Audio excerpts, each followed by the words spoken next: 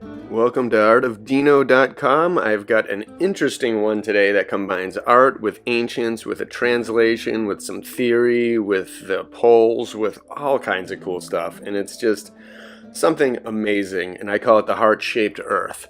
And I ended up finding this map from Orontius Finnaeus in the 1500s, or i500s, which is shaped like a heart, but it's very interestingly shaped like a heart. And it makes me wonder, when cultural things latch on to symbols like hearts, etc., we've come to find out that they're all kind of have different hidden esoteric meanings behind them and origins in places that are not what they portray now, almost like they're tricking us into loving certain symbols that have particular different meanings so that we worship it and cast spells on it and ourselves in the world around us. So this is the map that I am referring to, and it is awesome. And it is heart-shaped. You could also say it looks like a butt or something, but I go with the heart shape here, and it is awesome. And it's very interesting. And right at the center of the heart, like the apex where the two kind of humps meet at the top, is a close-up of basically the North Pole, Meru, the rock, the promontory cliff, the rock, the magnetic north, the mastery, right where it all comes in. So I thought this was very neat. It's a geographical kind of take on stuff, but is there some truth behind this? Is this the magnetic map of the Earth, or is this something different? But look at Mercator and all those islands in there. Boom. That is something very spectacular, and I've never really seen it in that particular way and of that scale. I find it very cool, and the fact that it's in that position of the heart, right on that kind of apex, right as all lines kind of emanate from it, means that it's got some purpose, it's got some description that I'm not sure about, some intention behind the creation of this map that is more than just decorative. It's for some reason it just makes sense to me, and you can see all the Tarta Magna, Tartaria all over the place, all around there, very close to this area. And when you think about that, it's like, how could they not get to it? How could they not know what was up there when you see the map at this size, where it's basically like nothing? It would be like traveling from here to the Great Lakes, from Massachusetts to the Great Lakes. It would be like nothing from going to any of these places and connecting them.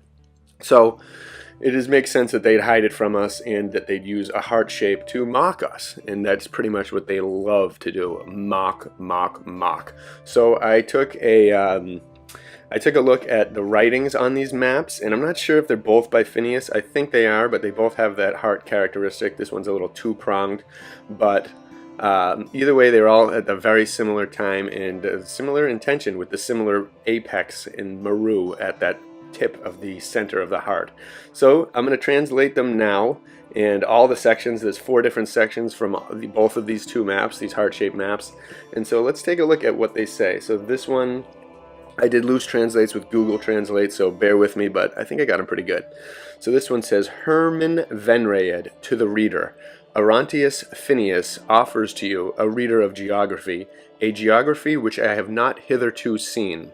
An accurate print of the Delphinates, or I'm not sure if he was of Delphi, and that's why they say that, but an accurate print of the Delphinates, or having learned of Macrobius, but that they have lain in darkness until this day, he presents to your obtuseness. You therefore receive this small gift, parentheses, if it is a stone, with good advice from both of them. So this is the double map that is referring to. And that has Australia as being a massive part of the other hemisphere, whereas Meru and Russia and Americas are all a big part of the other ones. So, or Europe, really. I don't think America's on there. But either way, the Delphinates, that's kind of curious. And so it's offering just some kind of hint. You therefore receive this small gift, if it is a stone, with good advice from both of them. So I wonder. And also the part about the darkness, or having learned of Macrobius, who I'll have to look into, but that they have lain in darkness until this day, he presents to your obtuseness. So it's kind of like, almost like this has been a secret for a while until now. And that now is i500. So I don't know what to think, really, but I love this theory, and I know that there's something behind it. So now let's get into these other ones from this map, which I truly love. Here is what this one has to say. The top is his name, and then it says, Regius Mathematica, an interpreter for the studious reader. It is about the 15th year, candid reader, in which the snow-covered world was designated, that we first cover this hymn of the human heart, and that in favor of the most Christian and powerful Francis of the Franks, King Mercoena, Mercoena, but the most elemental. I longed most of all for a description of the universe to be communicated to the various students of mathematics at some time, which, after various fortunes and obstacles to our studies, which have hitherto been obstacles to us, we finally accomplish at our peril.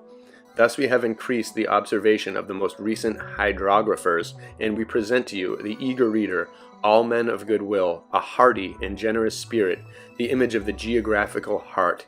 It remains, therefore, that our labor and industry may not be burdened with a human countenance, and that we may consult with the good ones.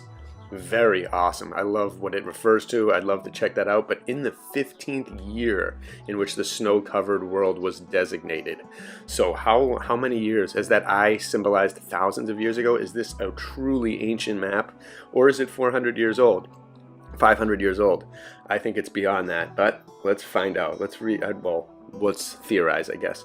Here we go. And now this section, annotation from this flat description of the world, of the 2 quarters and the places, the measured longitudes and latitudes, the distance of the journey, parentheses, only that 90 degrees does not represent a degree, will be allowed to be nearly true. So I'll read that again.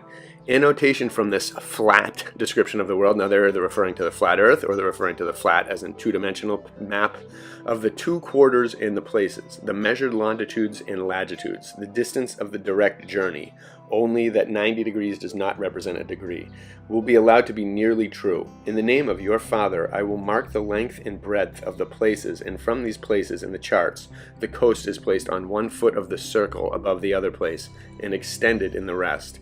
Having translated the circle without variation in that straight line, which divides the bizarre figure and is distributed into its own steps, and the soul is divided into 2. How many steps the circle itself takes? For if these were 62 miles, or 31 Gallic leagues, or 20 common leagues, you would obtain 14 great platoons at a distance of 1,200 miles. So I'm not really sure what the math is and how the math is all incorporated into this, but very fascinating again in the fact that earlier he mentions that this was a mathematical map, that this type of mathematics hadn't been used in maps before, and they were 15 years out from discovering the snow-covered lands. And the very last part of that at the very bottom says, further, it is secured by royal sanction that no one should print or sell or in any way dissemble this image of the geographical heart, here to the decent from the manifest contention of the workman under the gratuitous mule expressed by the clear diploma granted at Lyon. So, wow, that's their little copyright, little section right there. But I really find it amazing. And then when you look at different things, what we use hearts for, you can kind of get a glimpse of, what are they doing with this symbol, or where is this symbol from? So they use the heart all over the place. Of course, they use it in cards as one of the 4 main symbols. And the cards have an interesting history too. And is it a divination method, an ancient divination thing, an ancient, who knows? But they're there. The hearts, the diamonds, the spades, the cloves. So here we go. This is an old drawing of a heart. Just again, something kind of, they've been observing for a long time. Leonardo da Vinci has different descriptions, but you notice the shape of the actual heart in combination and compared to the design shape of the heart, like that heart geographical map that was even referred to back then. So that, they're clearly very different. The heart symbol is like almost cartoonish compared to what this one looks like.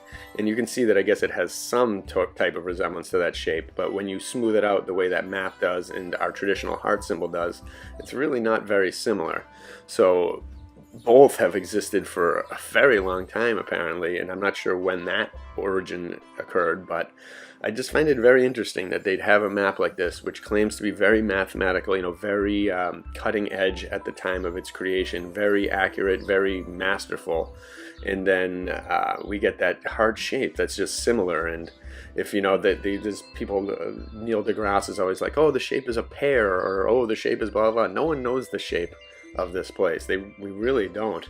And in how it's displayed or how it's anything, but I kind of think there's some mathematics or magnetic properties behind this HeART display.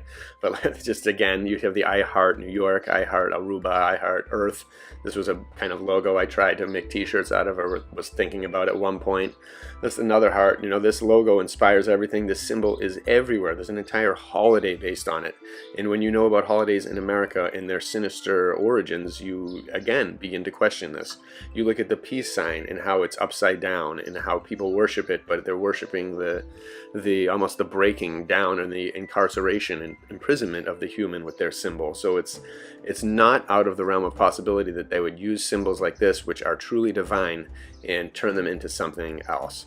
And you know, they still keep it. You know, peace still means something peaceful. Heart still means, you know, it means love. It's very positive, but that is only kind of, you know, if its origins and stuff are based in evil, then we're all kind of promoting and supporting and giving energy to something that is not proper. But if that's the shape of the world, then that takes on a whole different thing. Personally, I think that's really amazing.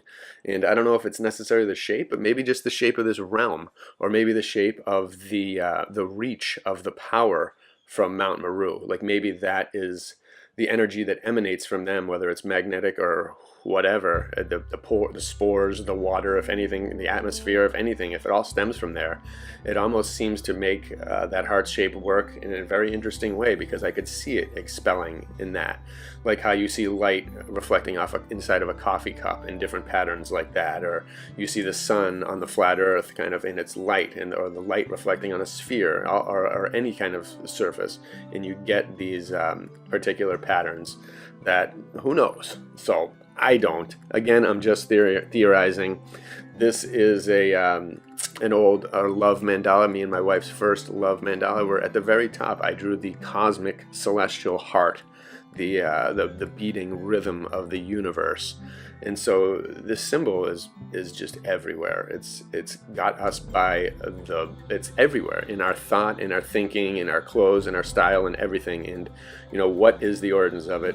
Where is it coming from? What energy are we producing by thinking and by giving this symbol so much power? The power of love, something that defines life and death, that keeps going forever and ever.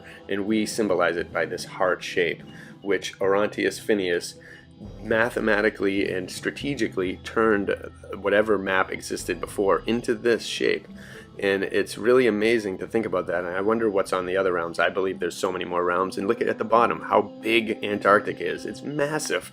It does not look like it's a small thing at the bottom or a wall of just ice. It looks like it's so much more.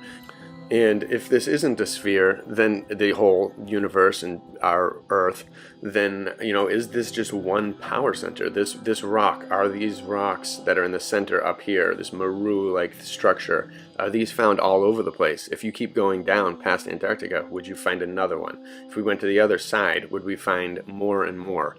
What is the shape of this place? We really aren't going to know until we full-blown explore, or we get to the secrets of what was beyond this, what happened after this map, what happened before it. Either way, it's so accurate, and to stretch maps and make them accurate and keep their precision is a very tough thing to do. So Orontius was onto something. I'm not sure what, but leave your insight in the comments below. And the proximity to Tartaria and everything about that, and even just the fact that they're covering, they were talking about 15 years since that snow-covered designation, means that they came from somewhere, and the closest area and civilization seemed like it was Tartaria. So the origins to all this and the truth lie in this lost civilization, which we keep uncovering, but we have a lot more to do. So let's keep going. Add your insight below. Again, I love hearing it, and share and enjoy. Bless you all.